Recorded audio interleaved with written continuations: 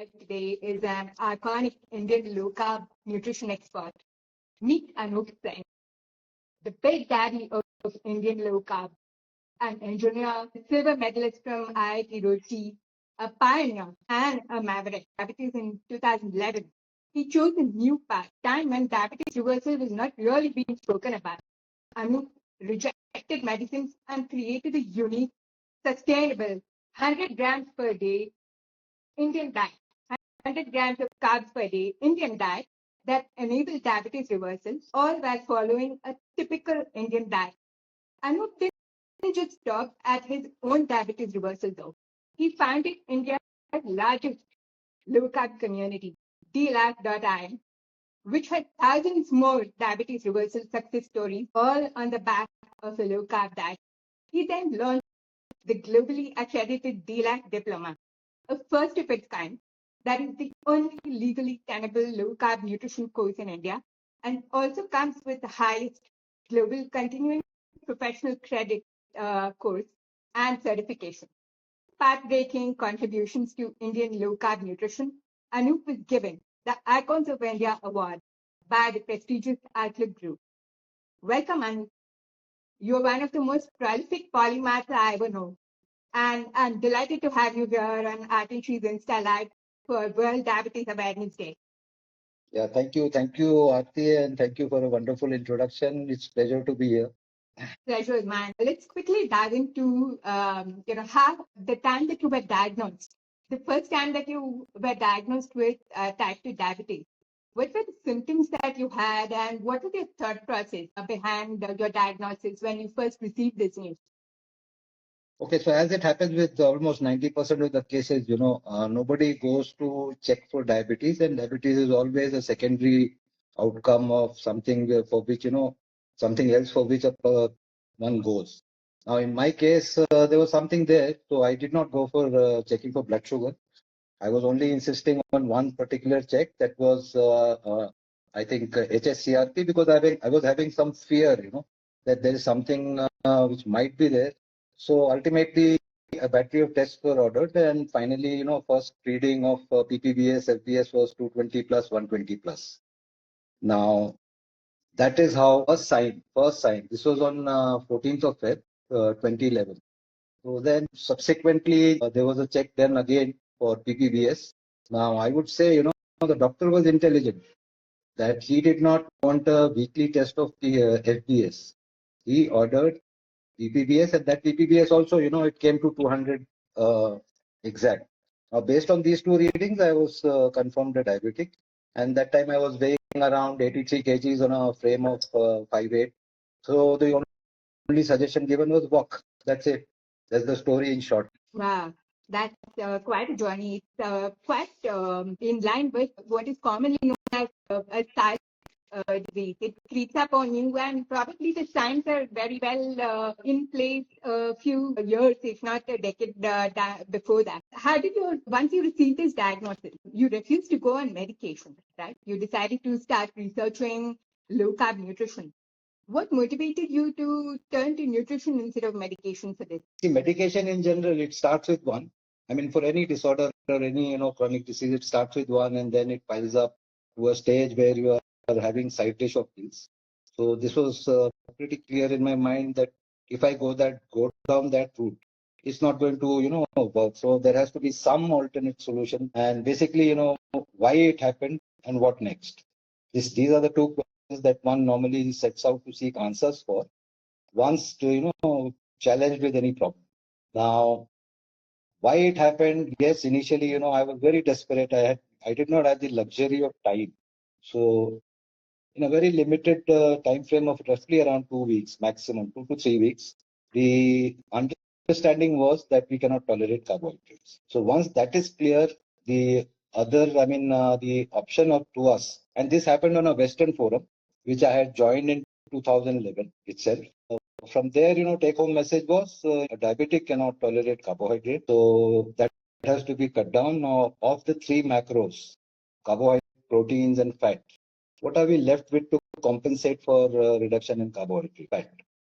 So unfortunately, that forum, as Western keto, Western carnivore, all these diets were there. There was hardly, I mean, there was no Indian as such. I was the first one to talking. So take home message, I took that message home and then sat down again, started researching what to do, what not to do. Gradually started reducing my carbohydrates, not to, extreme extent. But initially, first week itself, I had cut down. Then after first week, when the PPVS came to 200, then I asked the doctor that I have reduced my roti and rice, then why is it so high? So he says, roti or chawal se kuch nahi hota, khate. Then ultimately, there was nobody to handhold, though there are some, I would say, some people who are living in denial or who want to brag a lot without any achievements. They were claiming that I've been, uh, working on low carb since last 15 years, but nothing to show on online world. Because as an Indian, if it was really working, it should have been online all over the place. So reducing carbohydrate was not an issue. The main fear was getting the fat up, because as with everybody, we are all brainwashed for 50 years that fat causes cardiovascular disease and fat makes you fat. Now, with no one to guide and having understood the concept very clearly, I said, okay, now, if I succeed, it's on me. If I fail, it's on me. I'll monitor my blood reports regularly. And yes, walking walking itself was difficult initially. Then, down the line, I think May of 2011, I got my numbers to A1C. That was the first time it was tested. That came down to 5.0. Seeing that number, I thought, post that, what happened was, since I relaxed, my November A1C shot up to 6. So in between May and November, I was, I would not say strict, the carb that I decided, but it was not even high carb.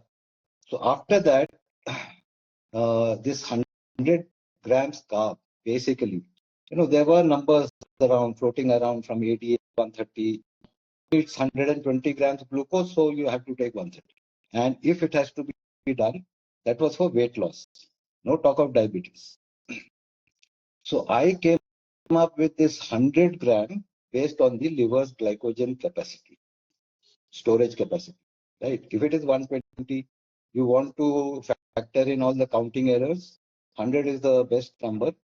From 2 point of view, one is counting error, and second is this version of low becomes practically adaptable for Indians per se, Indians anywhere in the world. Because, even non-vegetarians are primarily vegetarian. I mean, they call themselves non-vegetarian, but they're eating maybe 2 chicken pieces a week or so, that too with tons of rice.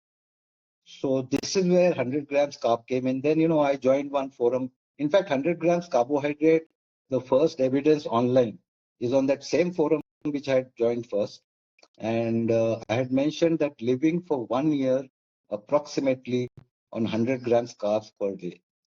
Now, victory has many fathers. So there are many to this 100 grams, shamelessly claiming and covering it up with, I've been studying nutrition since, 15, 20, 30 years, maybe since birth, but no online presence.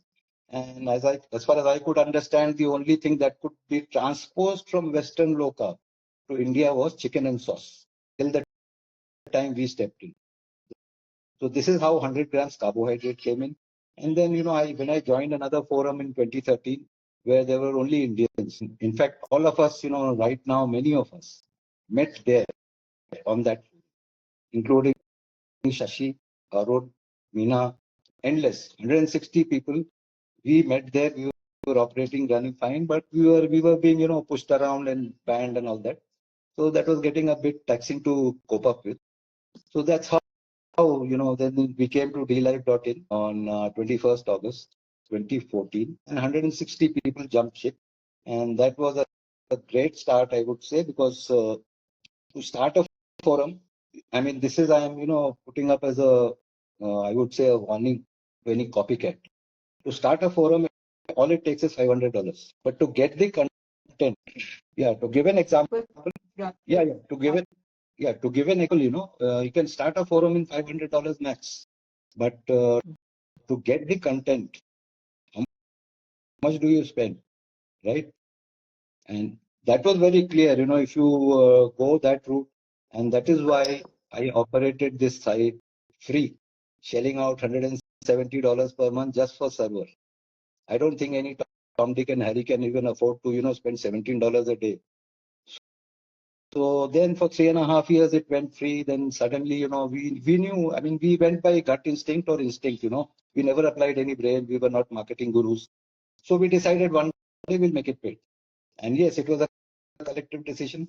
I'll explain on the collective part a bit down the line. Me, Shashi, Arun, Meena, I mean, everybody was there. So all of a sudden we decided from tomorrow, from this date, we are going paid. Now, as a result of that, we were sent a lot of abuses over email and all that you will flop, you will fail and all that, blah, blah, blah. But, you cannot, I would say, come out victorious just by wishing something. For some reason, the world of nutrition in general and diabetes reversal in particular seems to be quite a personal thing where people seem to take affront when they're presented with some kind of alternative. Maybe it is probably because of the fact that nutrition and eating patterns in general are so personal.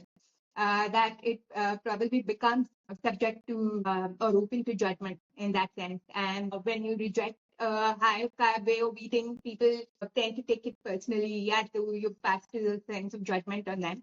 But if we come back to the science of the 100 gram per day limit, you spoke about the liver's glycogen holding capacity, right? And that's how you arrived at it. Can you tell us more about how you came about this? You're not from the medical profession, you are an engineer and a medalist at that. So how did you come up with this concept? Was it your deep personal motivation? See, coming up with concept, I would again repeat what I said in the Outlook interview. Engineers, they have this very bad habit of playing with numbers, point number one, and they don't accept anything on face of it. So this was one reason why I found that medicine route. Now, as far as fat is concerned, yes, people are scared about fat. Even I was scared, to be honest. But how do I, go ahead? The only best marker, best way to go about it is monitor your reports. Every 6 months, I was testing lipids. And after September 2013, I stopped testing in lab. And then it was a solo, more or less a flight where it started solo. But by the time I, took the forum paid, there were around 3,000, 4,000 members, all getting free service, right? So when we went paid, after that, I would say we have done much better than even the free forums, because the forums that used to block all of us, they are now literally dead, whereas we are growing every other day.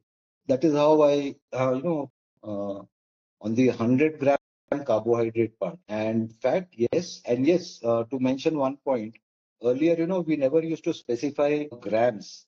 In fact, Shashi, he said you're talking in 2016, right?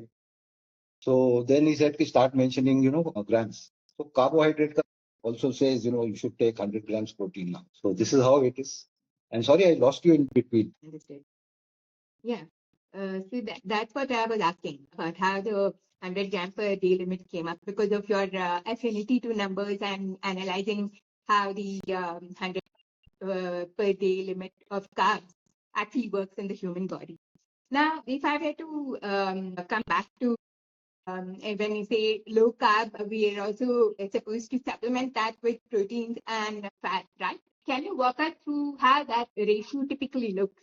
When you go low on carb, what else are we supposed to eat to ensure that we get enough nutrition? You mean ratio of carb, fat, and protein? Yes. I mean, two questions really. Actually, I will break that up into three questions. One, you spoke about eating fat. Okay. Now, typically people balk at the thought that should I eat fat? I'm scared of it because you said exactly what you said, right? For 50 years now, we've been made to fear fat. So when we talk about eating fat, people do come back with concerns saying, will I be safe if I were to eat fat? So what is the concept behind low carb but a high fat diet and why should they go hand in hand? And what fats are actually okay to eat? So before I, get to the exact answer, I would say since LCHF is becoming very popular now, and I would say in India, courtesy DLife.in, courtesy Anup Singh. Let me brag about it. Now, I've seen recommendations from doctors. In fact, one of our colleagues shared it in the group: low carb, low fat. Still, they are not clear where does they end that at 20% carbohydrates max. Saturated fat has got no relation with cardiovascular events. Period. Now, industry may want 1,000 studies to be done, smaller, larger, bigger, and then global. And decades will pass. Maybe our grandchildren would be able to, read those studies. So the idea is that one is energy carbohydrates you are limiting to 100 grams, that is 400 kilocalories. Protein you are limiting to 100 grams minimum. Upper can be anything up to 2 to 3 grams also per kg body weight. Now, what is left after that? Even if you take that is where fat comes in, and let us not be scared about fat. I always say don't mix up dietary fat with the fat derived because of de novo lipogenesis, which is being triggered by the so-called healthy diet, which is essentially nothing, pushing 70% non-essential macro in your diet and calling it healthy. Yeah. So, what kind of fats are good to eat when someone is switching to this lifestyle? And we, let's say we start measuring our carbs, and we also aim to hit our protein target of about upwards of 1 gram per kg of body weight as part of this lifestyle. Sorry, I'm losing you again and again. I don't know why. Yeah, you talked of 1 gram per day protein and then carbohydrate 100. What is the question following that? Please safely consume in the Indian context. What can be consumed? I could not get it. Can you please come again? I said one cuts back the carbs 200 grams per day. One also increases the protein to about say 1 gram per kg, going up 100 grams protein per day. Yeah. Then we are left with fat, right? And people are typically concerned about eating fat. Now, what kind of fat can they reach out to include in their diet to benefit from? So the question is what kind of fat they can take. Yeah, Aarti, question is what kind of fat they can take? Yes, what kind of fat can we eat in the Indian context? Yeah, coming Indian context, coming to cooking, only 3: coconut oil, virgin coconut oil, ghee, butter. Rest all oils, people keep asking mustard oil, peanut oil, and all that. They're all compromises. I mean, if you truly want to, benefit of low carb, then better go rely on these 3 for cooking. If one is very, shocking of this olive oil, use it for cold dressing. That's all. So 3 fats for cooking, 1 for salad dressing. That's it. No peanut. In fact, if you ask me, my first preference is virgin coconut oil. I'm a North Indian. Despite that, I've been living on it. Second is ghee or butter, whichever is available. Yeah. Thanks so much for explaining that. I think the people do come from various regional preferences, and your example of being from the north and adapting to coconut oil for the last, let's say, more than a decade now, a decade and a half, should and thriving because of that should actually be an example for anyone who's looking to know how to switch out their fat. I wanted to find out, in your experience with working with several diabetics in the course of the last decade and a half, what are some of the biggest misconceptions around diabetes or around diet that you wish didn't exist? Biggest misconception is चीनी छोड़ दिया है, sugar continue. ठीक है? This is the silliest question they ask. I would say silly because ultimately they don't realize that whatever carb they are eating is also sugar. So this is one misconception. Then we have to spend hours explaining it to them. And once they understand and they start lowering carbs, and once they see the results on their meters, then they cannot unsee it until or unless they are hardcore addicts of carbohydrates. So that is one misconception as far as diabetes is concerned. Now, in general, if you see, I mean, if we include the medical practitioners also, right?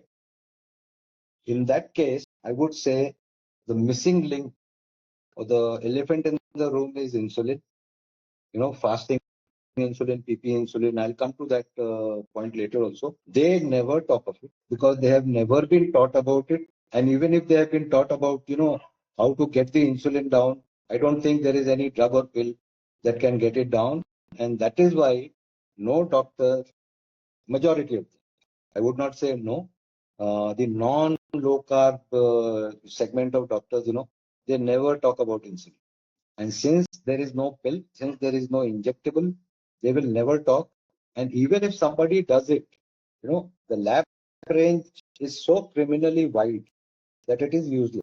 In fact, I consider myself fairly well informed, but even I only knew about the concept of testing fasting insulin and PP insulin only about 6 months ago. So that shows the level of awareness that exists around it. And when I found that testing insulin can act conditions besides diabetes and can predict it probably 8 to 15 years in advance, I was just mind blown. No, I'm losing. I don't know why. I'm just wondering about fasting insulin and peak insulin is not as widely tested as, say, blood sugar, fasting and PP blood sugar. See, Aarti, on fasting insulin, as you said, you knew only 6 months back. I would say people knew when we started talking. And even before DLife Forum, we've been talking of fasting insulin initially, I think since 2013. So on record, we were the first. I mean, when I say we, I include, as we grew, as we learned from each other, I would include people like Shashi, Arun, Meena, Ira, everybody. Because I often get lectured on this social media about how to handle team by people whose age is less than my experience, those kiddos. Now, yes, everybody is claiming fasting insulin should be this much. Then we shifted to PP insulin. Now, reason for focusing on postprandial insulin is same as why we focus more on aggressively on prandial blood glucose, because that is the first thing where you will get an indication that it is going bad. By the time fasting insulin has gone bad, everything is conked off. So yes, credit should be given to us that yes, we brought this, we mainstreamed it essentially. Now everybody who comes to go, all the coaches, first thing they're asked is, do your fasting insulin. Yes, in fact, it's really an intuitive test to actually do. So I'm surprised. I think it should be known more with medical practitioners as well. For someone starting this low carb lifestyle, how long approximately do you think they would take to see results in the form of, say, lower blood in glucose or lower fasting insulin? How long would the process take? See, as far as fasting insulin is concerned, it will take time. Now, as far as blood glucose is concerned, the results are seen from the meal that you switched, right? So today, for example, yesterday you were on a high carb breakfast and you had a reading of 250. And today, if I go on low carb breakfast, my reading will be 120 if it is truly low carb, maybe 180 at the max. Because fasting insulin is again will be related to weight, triglyceride floating around too much. As you lose weight, the triglycerides level will shoot up. So once that stabilizes, so that will take around 2 to 3 months. You can be very sure that even fasting insulin will fall. And by that time, by and large, a person can hope to be in non-diabetic range. When we say non-diabetic, we don't follow the Western concept of 6.5. For us, it is 5.6 max. Anything above that is diabetes for us. All this concept of pre-diabetes and all that is nonsense. From what I understand you saying, it's more of a consistent input. So if there is a consistent input of lower carb, one can expect results in the form of lower A1C results over, say, a period of a few months time, depending on how consistent. Yeah, when I say 3 months, because we follow a certain transition schedule also. Many coaches don't. But when I used to, interact in forum, there was a transition schedule because it used to be a sudden shock when you're told to, a 6 chapati a day eater to get down to low carb all the meals. Now, in that case, 3 weeks would go in, full transitioning, right? And after that, you can add 2 or 3 months. The numbers will be great. Great in the sense that once you see them, I would say only person living in denial would again go back to doing what they were doing. And let me, put one thing here. Low carb is not a dietary change. Please understand, because diabetics, they often ask, can I go back to eating, normal stuff once my numbers are normal? No, it's a complete lifestyle change. Don't call it a diet, right? And it's a lifestyle change which takes you closer to what you're designed to eat, not what the industry wants you to eat. The problem is the industry wants you to eat crap so that ultimately you fall sick, and then you are pushed to the gates of pharma, drug lords, I would call them. They are worse than drug peddlers, essentially. I mean, Colombian drug peddlers would be having more, morale than these guys. It's not a diet, it's a lifestyle. It's not a diet, it's not a short-term thing, but it's a lifestyle that you follow for the rest of your life if you want to stay ahead of diabetes, right? That's what I'm understanding. It is. And Rati, one more point, to motivate people. A diabetic in his lifetime of around 20 years spends 50 lakh rupees on all these medical ailments, diabetic complications. So let him just tell him to sit down, think coolly. What if this 15 lakhs he can save in 20 years, and maybe when he dies, he'll leave his family richer by 20 lakhs, 15 to 20 lakhs. One visit to, ER for a heart problem can put you down by 5 lakh rupees. So ultimately, doctors will not tell you to do it. In fact, to quote one case, somebody went off, steroids, right? Not the other, not that first case. Everything report is normal, but the doctor says, but still keep taking steroids. Why? No answer.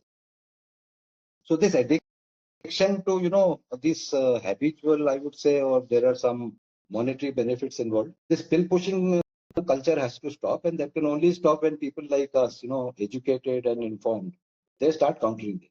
Otherwise, this is not going to end. It'll take maybe another 10, 15 years. But fortunate part is in DLife, we have got 42 doctors, right? Doing the course. Once, many of them are all have already cleared. Once they are out in the market, or they can be out in the market once, they're enrolled. So I would say if there are 40 doctors and each doctor is seeing 10 patients a day, and if all of them, start practicing low carb, they are improving life of 400 patients per day. Multiply that by 365, you would know how many success stories DLife is generating through network of coaches. And we only say 3,004. We are very modest from this way. So, Anup, from what I understand from what you're saying, once you adapt the lifestyle, it takes as little as 3 months to begin to see results, right? And the financial cost of living with diabetes over a period of time really quickly adds up. And so the combination of diet giving you such quick results, combined with the benefits of saving lakhs of rupees down the line, something that should really motivate.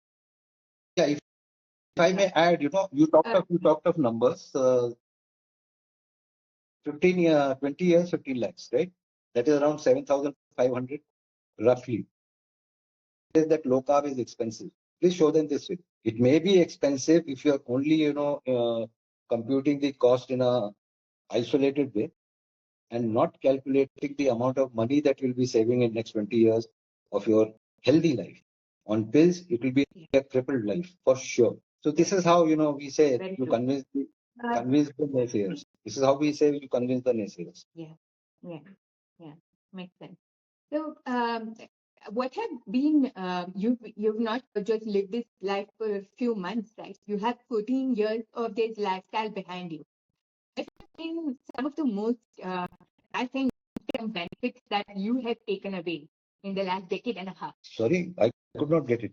I have spent 14 years. Well, the benefits of this low carb lifestyle that you have lived for the last 14 years. Apart from reversing diabetes, what have been some of the other benefits that you have? Okay, other benefits are weight loss, and some say weight loss is temporary. Some jokers, who follow that SICO model of obesity, they always claim, showing some epidemiological EPI papers, that it is, weight comes back and blah blah blah. I am holding on to 13 kgs of weight loss for 14 years. And I'm not, singular case.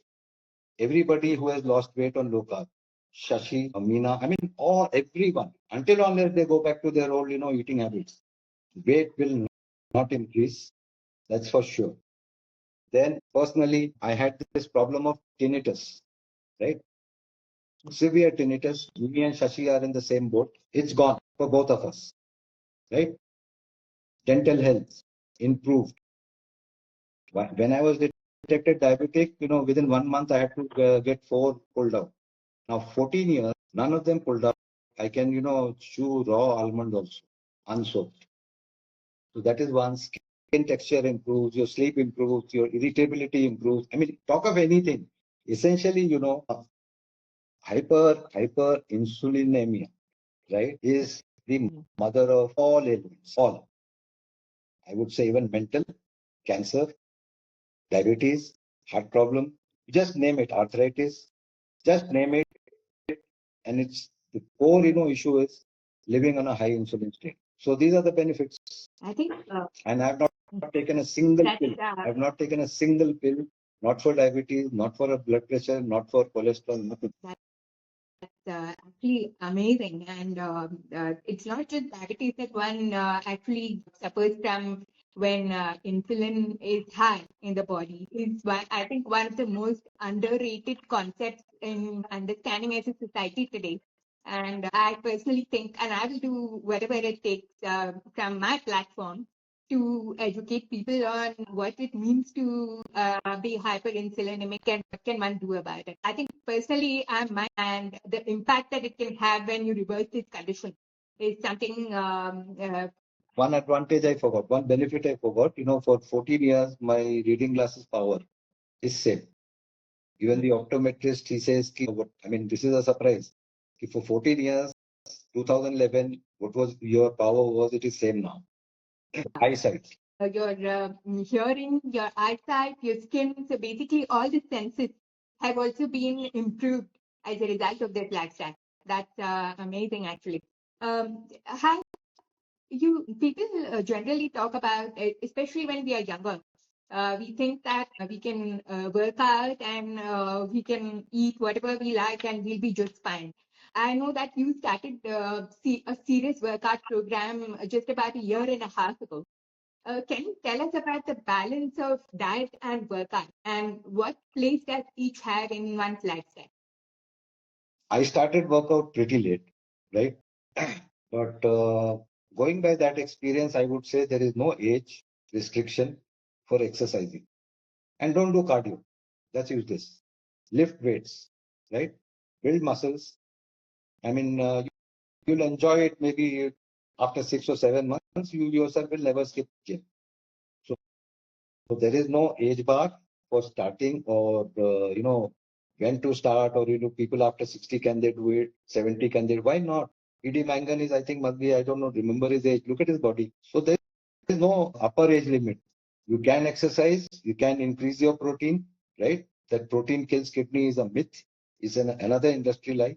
I'm taking, for example, roughly around 3 grams protein per kg of body. And this is happening since last 14 months. I don't find anything, going conky or conking off in my body. Nothing. So these lies of industry has to be busted, point number one. Point number two, the best answer to any naysayer is medical reports will never lie. And you're not going to die in 6 months. Please do it. Check your report after 6 months and come back. Let the report talk. Not your neighbor or, you're not your mate, be your coach. Because once you start switching, everybody becomes a nutrition expert, including people who have learned nutrition, self-learned for 20 years reading and I don't know what nonsense. Tell us about what you've seen in the Indian as well as in the global context of the acceptance of low carb as a lifestyle in addressing chronic disease. So since you started in 2011 to now, how has the landscape shifted in the understanding of low carb nutrition for chronic disease? I may tell, once I started in 2011, the initial acceptance was very bad. I had to struggle. think, for 4 to 6 weeks, just blabbering on forum about low carb to get the first person to agree to do it. Right? This was 2011, and connected with this, I would say, in my session with Dr. Ankur, he asked a very interesting question that, back then there were no apps for counting. So how did you count? So my answer was, I used to weigh my chapati, weigh, raw rice, weigh raw dal, whatever was being eaten, to come to that 100 grams max intake. Now, as time passed, right, and all credit to social media, because nemesis of mainstream, I would say, pill pushers, social media, especially Twitter, Facebook is useless. That is one place from where it has kicked off. Me and Shashi, I think 2014 we started. We were the two people from India talking about low carb, though many claim to have done low carb since last 18 years. But me and Shashi, we started. We had initially it was low, no doubt. But looking at, as I said, once you show them the numbers, they cannot unsee it. Looking at numbers, people are now finding it easy, convincing, and easy. Why? Going back to again 100 grams carb per day. Because before that, all those self-learning or self-taught, nutrition experts who did not have more than a chicken and sauce on their plate were rehashing Western diet. And problem with Western low carb was that their low carb by default meant keto, or it meant carnivore, right? So because of this 100 grams carb, in fact, if I would say if he had not come around, I don't think anybody in India would. So to that extent, full credit to us, I would say. Let people say what they want to claim. We'll snatch back all their claims and let the world know who they are. Sorry. So now, if you see, there are 100 plus coaches from the right. Even if I take an average of every coach is doing 4 to 5 cases a month, though certain numbers are very high. I won't disclose it on a chat session. 4 to 5 cases per month. Very rich. 500 people are per month. That will translate to 6,000 success stories every year, even if the number stays 100 now, which again will, I think number will go up to 210 by June end. You can imagine 4 to 5 cases everybody can get. Once they're serious, they get 4 to 5 cases, people will adopt, because now they are, understanding that yes, it's a problem with the diet. It's not a problem, genetic problem, something. And since there are big names, I would say big names, talking about it, let's give it a try. Possibly it starts from there, right? Once they see the numbers, they are convinced. And then it's all, live life as long as you want to live healthy this way. If you want to go back to eating crap, that's their choice. I remember reading somewhere that the Diabetic Association themselves only started endorsing the low carb approach only about maybe 3 or 4 years ago, which was really surprising to me that it took that long for major diabetes association to accept this approach. Oh yes, ADA. I'm also wondering. Yeah, please carry on. Go ahead. Talking of ADA, many people have traded about 26% carbs. Now ADA is accepted. ADA has always taught 130 grams carbohydrate, but for weight loss. Now 130 grams divided by, again, go back to kilocalorie, it is 26%. There's nothing new. Only thing is that 130 has been packaged into low carb as new. Even that is high, not acceptable. And yes, what they have added is very low carb. Right? And for this, I would not give credit to ADA, honestly. I would give credit to that lady, Tracy Brown, again, because at core, she is an engineer. The moment she, took her office, first thing she did was talked about Dr. Bernstein. And she herself is a diabetic. All credit goes to her, and soon she was removed after that, I think. But by then it was too late. Again, they're not, giving it in their main recommendation. It is an MNT, like you have one, I would say, one asterisk in terms and conditions which nobody reads. It's like that. In fact, it should come right on the front page. Every doctor should be given that pamphlet. I would not call it a standard. And then asked to follow it. But the problem is, as I think Professor Tim Noakes said, If every diabetic switch to low carb, 6 pharma giants will have to pull down their shutters. That is where the real problem is. Huge. That's huge. Yes. Except for metformin, maybe 1 or 2 sulfonylurea drugs, all gone. And of course, insulin for type 1. Understood. So that brings us to the topic of healthcare professionals in India. If healthcare professionals wanted to make a difference to patients with chronic diseases, including diabetes, but not only diabetes, because India is the diabetes and cardiovascular disease capital of the world. So what can healthcare professionals do to help their patients better manage their condition? All they can do is join our course. That will be the starting point, because otherwise they'll be fishing in the pond where they themselves are clueless. So to learn something new, first thing is they have to unlearn what they have learned, and that unlearning can only happen when they are enrolled with us. I mean, let me be very upfront, but believe me, anybody or many cases who have come to the course saying that I was doing local, right? Or they have come as patients to coaches saying that I have been doing low carb, and to their surprise, they found their low carb was all wrong. So this is where first step in healthcare professional is learning. 42 doctors, I think 3 or 4 nursing staff. That number is around 45 now. I mean, slowly it will pick up, obviously, because as in when these start stepping out, this attitude is there. If my neighbor has done it, only then on my own I cannot risk my money. So basically, copycats within quotes. But yes, that is first thing they have to do. And once they do it willingly and as a service, I would say, because patient will still pay them. They are not doing it free. But the only thing is, as one mainstream nutritionist, she said in her review, she wasted 4.5 lakh rupees on 3 years of mainstream nutrition, which is essentially nonsense. And after she worked in a hospital, patients used to come, they were given the diet, they were sent back, and they again used to come next month. Rinse and repeat, billing every month. So in healthcare professional, I'm including the mainstream dietitians, sport nutritionists, all those other category of diet experts. Once they are willingly accepting it, believe me, there's a vast market outside.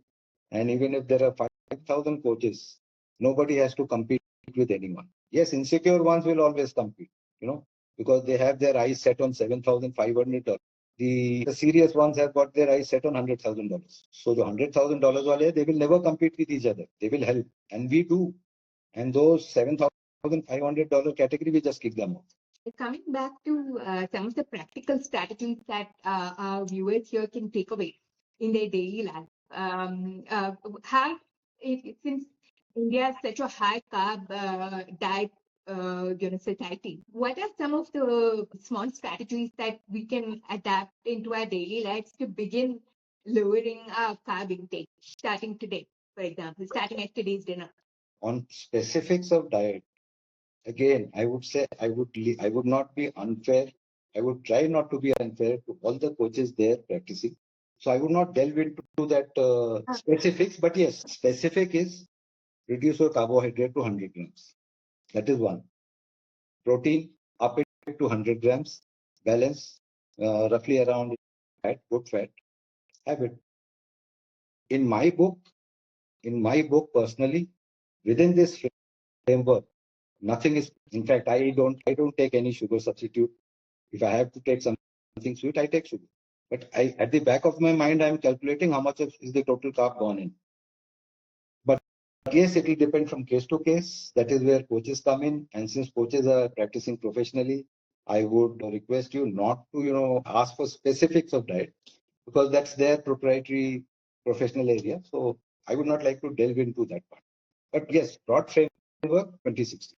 Yeah. Makes sense.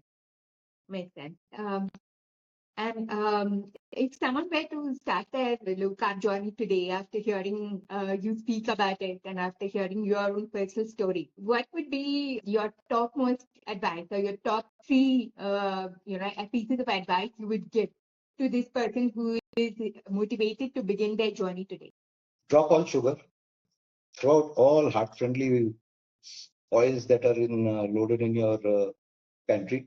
Don't believe that millets are healthy. They are not. It is as bad as ghee. So if you are addicted to millets, please cut it down. If you are eating 4 chapatis a day, please get it down to 2 per day to begin with. Even that too has to go. Use butter, ghee liberally. If somebody is non-vegetarian, I mean vegetarian, over-vegetarian, eat as many eggs as you can. With the yolk. Don't go by that, gym bro science that, take out the yolk and eat only the whites for protein. No. That way you are throwing half the protein out. And all vitamins and minerals, store of that is out. So they are just following a model. They are not following science. Gym bros are not following science. They are following a model. Model is throw the egg yolk out, eat egg. Why? Because it is there. And that is why they fail. They cannot handle any challenging cases of metabolic dysfunction. So in short, this is the reply. 20-20-60, that is one. Cut out sugar. Throw all vegetable seed oils out. Sunflower, safflower, canola, peanut oil, mustard, everything out. You have got only 3 options to play with. Virgin coconut oil, desi ghee, and desi ghee not that $400 a kilo, because that is also bakwas, and butter. Okay. Somebody who can tolerate dairy, yes, dairy you limit it to get into hunger. That's it. इतना secret बस दे सकता हूँ. ठीक है. बाकी जो है, there are 100+ coaches now. Anybody can be approached, including you, because you're also there. Why should I tell something which is your area of expertise now? Right. So this has been really enlightening. I want to thank you for taking the time out to speak to us and to be able to share your expertise and to hear from you about your journey over the last decade and a half, and how we can translate it into practical inputs that we can implement in our daily life. This has been a really enlightening explanation of the lifestyle. In such a concise way, you've been able to, give us tips on how we can take away and implement into our daily life. I want to thank you for your time, and I look forward to seeing more of you on this channel. Sure. Thank you. So, thank you, and wishing you the best. Thank you. Thank you, Aarti. It was wonderful talking to you. So far, we have been talking in group. Now, this was the first virtual, at least we met virtually. Yes, for sure. For our team, I'm available any time of the day unless I'm sleeping. Absolutely. Kind of you, and really kind of you. We'd love to meet with you again. Thank you very much. Bye-bye. Bye. Bye. Bye.